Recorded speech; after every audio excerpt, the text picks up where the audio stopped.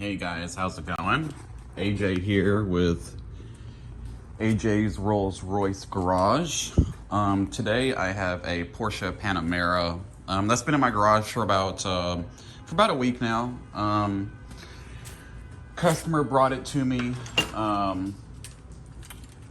with quite a few concerns, major vibration, and just the 50K mile service. It's a 2014 model. It's got 50,000 miles on it. And I just wanted to show a video of the engine mounts that I had to replace in this car. It was quite a job. Thankfully, with my training at UTI, I was taught what I could and could not do in my garage versus my shop with jack stands versus a lift. And I do not recommend this job to anyone that is a DIY person. DIY, do-it-yourselfer. I think I still have that backwards. Anyways, it's just a massive job, and if you don't know how to jack the subframe back up and where to actually do the jack points, you'll never get the bolts aligned, and it can be very frustrating.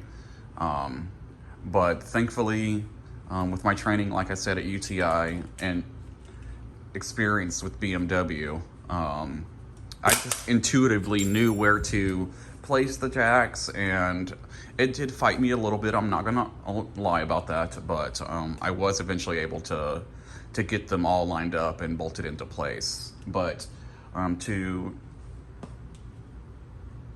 replace the engine mounts on this car, you have to completely lower the subframe down. I mean, remove all the bolts and lower it down. It was insane. The first side wasn't so bad, but as you can see, they're quite tucked up in there. You can actually see that one, the new one in there. You can see how much it's actually not much space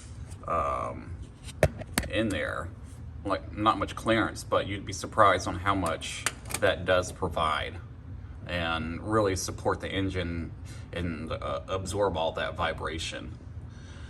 You did have to remove this control arm, put your sway bar down, release the steering shaft. This side wasn't so bad, the passenger side. All you have to do is just jack up the engine. This unbolts and you're able to just slide it out.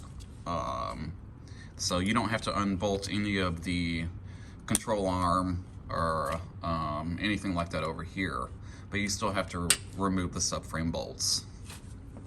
While we're in here, we're taking care of the engine air filter, because you do have to remove the front clip to even replace it. I don't know why Porsche did that.